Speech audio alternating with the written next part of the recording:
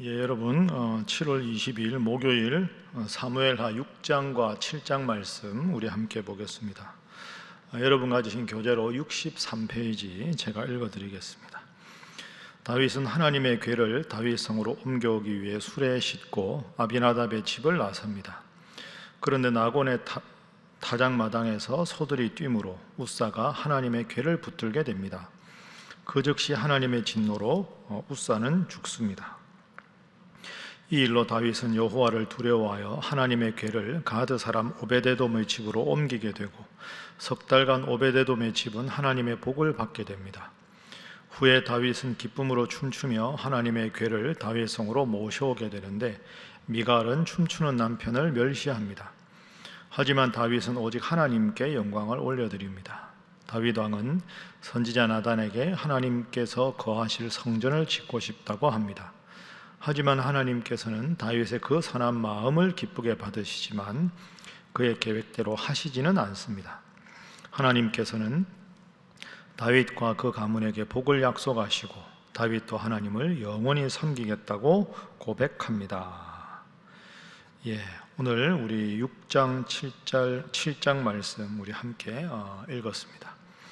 6장 말씀은 그 하나님의 궤를 이제 다윗성으로 옮겨오는 시행착오도 있었지만 그 장면이고, 7장은 하나님의 거하실 성전을 지으려고 하는 다윗 왕의 그 마음을 하나님이 기쁘게 보시고 복을 내리셨다 하는 내용이 오늘 본문 말씀에 나옵니다. 자, 오늘 본문 말씀 우리 6장 말씀부터 보겠습니다. 여러분 6장의 2절 말씀 보십시오.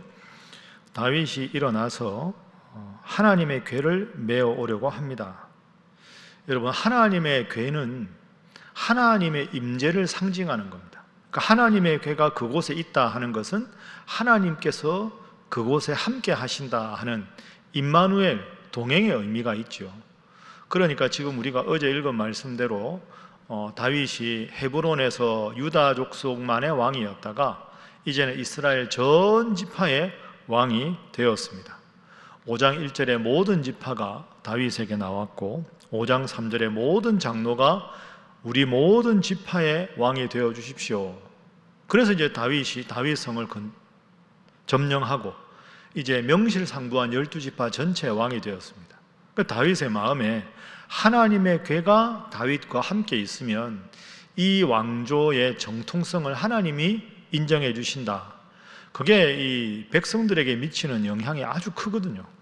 그래서 궤를 옮기려고 합니다. 자, 6장 3절. 그들이 하나님의 궤를 새 수레에 싣고 산에 있는 아비나답의 집에서 나오는데 아비나답의 아들 우사와 아효가 그 새 수레를 모니라. 수레에 이제 법궤를 싣고 오게 됩니다. 다윗은 지금 아주 흥분된 상태입니다. 법궤가 자신의 거처로 옮겨지면 이 왕국의 정통성, 자기가 왕이라는 정통성을 하나님으로부터 부여받게 된다. 그런데 6절에 그들이 나곤의 타작마당에 이르러서는 소들이 뜁니다. 소들이 모는 수레에 법궤가 실려 있는데 소들이 뛰니까 법궤가 흔들릴 거 아닙니까? 그래서 6절에 우사가 손을 들어 하나님의 궤를 붙듭니다. 궤 떨어지지 말라고. 그런데 7절 보십시오. 여호와 하나님이 우사가 잘못함으로 말미암아 진노하사 그를 그곳에서 치시니 그가 거기 하나님의 궤 곁에서 죽으니라. 자, 여러분 이걸 어떻게 해석해야 될까요? 법궤가 떨어지려고 하는데 붙잡았는데 우사가 죽었습니다.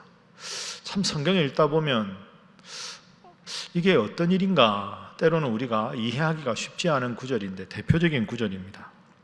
왜 그런가? 레위기 말씀에 보면 하나님의 임재를 상징하는 법궤를 옮길 때 하나님이 어떻게 옮기라는 정확한 지침을 주셨습니다. 레위의 아들 중에서 고핫 그리고 무라리 이렇게 있는데 그 중에서 고핫 자손이 법궤는 반드시 그 법궤 안에 언약궤 그 채를 해서 어깨에 메고 운반하게 되어 있습니다. 손을 대서는 안 됩니다. 그러니까 법궤에다가 이렇게 채를 이렇게 끌어가지고 어깨에다 메고 그것도 반드시 고핫 사람들이 어깨에 메고 운반하게 되어 있습니다. 그런데 이걸 술에 실었다는 것도 잘못입니다. 소가 끈다는 것도 잘못이고요. 그러다 보니까 법궤가 흔들려서 붙잡았는데 그것은 근본적으로 하나님의 명령을 어겼기 때문에 웃사가 하나님 앞에 심판을 받은 거죠. 여러분, 이거 잘 생각해 보십시오. 상식적으로 그냥 인간적으로 보면 사람이 매는 것보다는 큰 수레를 만들고 소가 끌면 더 힘이 있고 그게 뭐 이왕이면 다홍치마라고 더 좋지 않느냐? 그게 아닙니다. 우리가 보는 관점과 하나님의 명령이 다를 때는 하나님의 명령대로 행해야 합니다. 하나님의 말씀에 지침이 있으면 그 말씀대로 해야 되는데 다윗이 지금 실수한 겁니다. 그래서 첫 번째 기도 제목은 모든 일을 하나님의 명령대로 하게 하소서 하는 것입니다. 하나님께서 명령하신 것은 하나님의 명령대로 하는 겁니다. 내 생각이 더 그럴듯하고 내 상식이 더 괜찮아 보여도 하나님 뜻이면 그걸 따라야죠. 세상에 아무리 죄악된 길이 문제없는 길이라고 해도 말씀에 기록되지 않은 대로 하면 말씀대로 살아야 됩니다. 그게 창조적 소수 아닙니까? 하나님 믿는 사람들은 그렇게 살아야 됩니다. 그래야 우리가 세상에 빛이 되고 소금이 될 수가 있는 겁니다. 그래서 오베데돔의 집에 이 법궤를 다윗성으로 가져오지 못하고 3개월을 머물게 합니다. 그리고 6장 12절 13절 보십시오. 자, 13절 여호와의 궤를 맨 사람들이 6걸음을 갔다. 그죠? 여호와의 궤를 메었다. 수레에 실었다가 아니죠. 그러니까 다윗이 철저하게 공부한 겁니다. 뭐가 잘못됐는지. 그래서 레위기의 명령대로 했을 때 아무 문제가 없었습니다. 여러분, 항상 말씀드리지만 말씀을 지침으로 삼고 말씀대로 살아가야 문제가 없습니다. 말씀이 내 삶의 주가 되고 내가 말씀을 따라 살아가는, 그래서 하나님이 책임져 주시고 살아주는 인생 살아가시는 여러분 모두가 되시기를 주님 이름으로 축복합니다. 자, 두 번째 오늘 본문을 통한 기도 제목입니다. 먼저 본문 말씀 보죠. 그렇게 법궤를 옮기는데 다윗이 너무 기쁩니다. 이 법궤가 옮겨지는 게 자신의 정통성을 인정받는 것이라고 말씀드렸죠. 14절 다윗이 여호와 앞에서 힘을 다하여 춤을 추는데 그때 다윗이 배에 에봇을 입었더라. 너무너무 기뻐서 막 춤을 추는 겁니다. 하나님의 임재가 나와 함께한다. 이 법궤가 나와 함께한다. 명실상부한 이스라엘의 왕이 된 정통성을 인정받는다. 너무너무 기뻤는데 문제는 16절 여호와의 궤가 다윗성으로 들어올 때 사울의 딸 미갈은 다윗의 아내지요. 창으로 내다보다가 다윗 왕이 여호와 앞에서 뛰놀며 춤추는 것을 보고 심중에 그를 업신여깁니다. 누구보다 다윗 왕을 이해해야 되는 아내인 미갈이 업신여깁니다. 아이고, 왕이 주책맞게 뭐냐, 백성들 앞에서 저렇게 막 몸을 드러내고 춤을 추고 말이야. 참 채통 없다, 채신 없다, 이렇게 비웃은 겁니다. 자, 그리고 20절에 보십시오. 사울의 딸 미갈이 나와서 다윗을 맞으며 이르되 이스라엘 왕이 오늘 어떻게 영화로우신지 방탕한 자가 염치 없이 자기의 몸을 드러내는 것처럼 오늘 그의 신복의 계집종의 눈앞에서 몸을 드러내셨도다. 비웃은 거죠. 다윗이 21절에 말합니다. 이는 여호와 앞에서 한 것이다. 사람에게 보이고 싶어서가 아니라 하나님이 나와 함께 하시는 법궤가 들어오니 하나님 앞에 기뻐 춤을 추었는데 그대가 어찌 이렇게 나에게 모욕감을 줄 수 있느냐 하는 거죠. 다윗 말이 맞습니다. 미갈이 이렇게 업신여겨서는 안 되는 겁니다. 그래서 23절 보십시오. 사울의 딸 미갈이 죽는 날까지 그에게 자식이 없었다.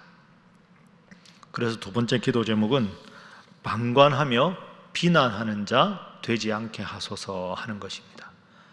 수수방관하고 뒷짐지고 비난하는 사람 되지 않게 하소서, 미갈 같은 사람 되지 않게 하소서 하는 겁니다. 여러분, 혹시 백성들 중에서 다윗 왕의 마음을 헤아리지 못해서 속으로 업신여기는 사람이 있다고 해도 미갈은 그러면 안 되죠. 제일 가까운 다윗과 결혼한 여인 아닙니까? 그런데 어떻게 미갈이 이럴 수가 있습니까?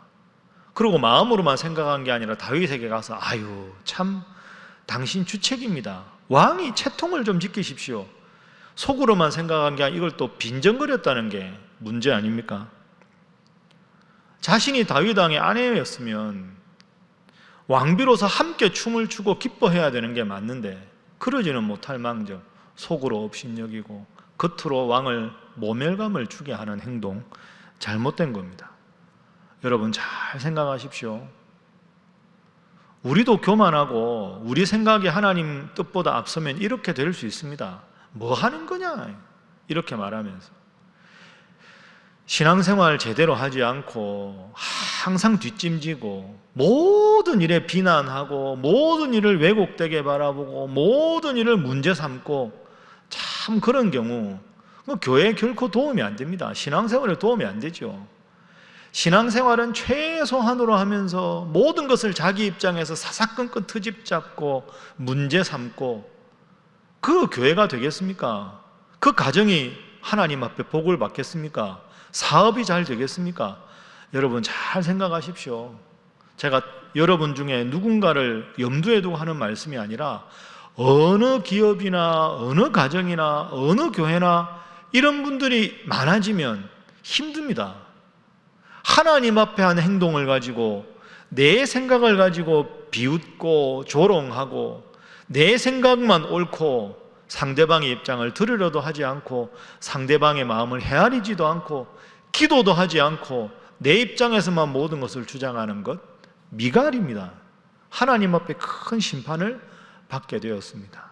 여러분도 잘 생각하셔서 항상 하나님 앞에 말씀이 기준이 되고 한 번 더 기도하고 한 번 더 생각하고 정말로 내가 이게 하나님 원하시는 말씀인가? 하나님 원하시는 행동인가? 하나님 원하시는 뜻인가? 생각해서 정말로 하나님 앞에 바로 서는 여러분 되시고 복받는 여러분들 되시기를 주님 이름으로 축복합니다.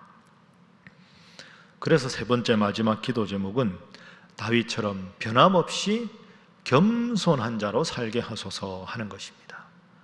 변함없이 겸손한 자로 살게 하소서. 다윗도 때로 실수하지만 하나님이 다윗을 사랑한 이유는 다윗이 누구보다 겸손했기 때문입니다. 자, 7장 보시지요. 1절 여호와께서 주의 모든 원수를 무찌르사 왕으로 궁에 평안히 살게 하신 때, 교만해질 수 있는 때에 왕이 선지자 나단에게 이르되 보라 나는 백향목 궁에 사는데 하나님에게는 휘장 가운데 있도다. 내가 하나님을 위해서 집을 짓고 싶다. 성전 건축을 하고 싶다. 여러분 다윗이 참 훌륭하죠. 고생 끝 행복 시작. 그러면 좀 편하게 살아야지. 그렇게 안주하지 않고 내가 이렇게 좋은 궁에 사는데 하나님의 궤가 휘장 아래에 있다는 게 마음이 아프다.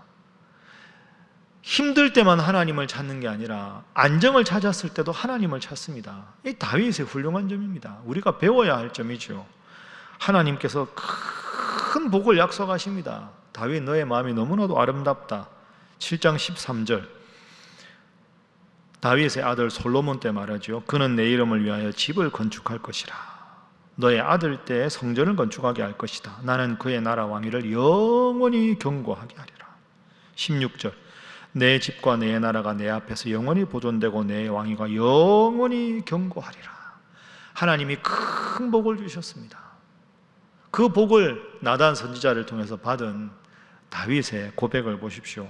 18절부터 29절까지 하나님께 다윗이 기도하는 내용인데요. 자, 19절 주 여호와여 주께서 이것을 오히려 적게 여기시고 또 종의 집에 있을 때 하나님 앞에 종이라고 쓰죠. 20절 주 여호와는 주의 종을 아시오니 나는 주님의 종입니다. 다른 사람들은 나를 제일 높은 왕이라고 하지만 나는 주님의 종입니다. 21절에 주의 종, 그죠? 24절에 25절에도 보면 25절 여호와 하나님이 이제 주의 종과 종의 집에 대하여 26절 주의 종 다윗의 집이 29절 마지막 절입니다. 이제 청하건대 종의 집에 복을 주사 주의 종의 집이 영원히 복을 받게 하옵소서. 끝까지 하나님 앞에 종이라고 자처합니다. 여러분 이게 쉽지 않습니다. 이스라엘 전체 가장 지위가 높은 왕인데도 하나님 앞에 설 때는 저는 종입니다. 하나님의 종입니다. 제 주인 하나님께서 거할 성전을 짓고 싶습니다. 종임을 자처했기 때문에 높아진 겁니다. 여러분, 낮추면 하나님께서 높이시고 스스로 교만해서 높이면 하나님이 낮추신다. 오늘 본문 말씀에 그대로 적용이 됩니다. 자, 이제 우리가 말씀을 한번 정리해 보겠습니다. 오늘 이 웃사의 죽음 사건을 생각하면서 여러분, 하나님 늘 이 말씀대로만 살아가게 하소서, 그렇게 기도하시고 항상 말씀 중심, 예배 중심으로 살아가시되 뒷짐지고 내 입장에서 나만 옳다는 생각으로 조롱하고 빈정거리고 재단하고 판단하는 교만한 자 되지 않게 하시고, 다윗처럼 왕의 높은 지위에 올랐으나 끊임없이 하나님 앞에서는 종이라고 자처하는, 고백하는 다윗처럼 살아서 큰 복을 대대로 자자손손 영원히 누리시는 우리 사랑하는 신일의 모든 성도들 되시기를 주님 이름으로 축복합니다. 이 세 가지 위해서 우리 다음 세대 3, 3, 5 청년, 장년, 노년 세대 우리 사랑하는 성도들 코로나 시국이 속히 끝날 수 있도록, 영육간에 강건할 수 있도록 이 나라 이 민족을 위해서 선교사님들과 사역위에서 다 함께 주님 앞에 기도하겠습니다. 주여 믿습니다. 주여 믿습니다. 주여 믿습니다.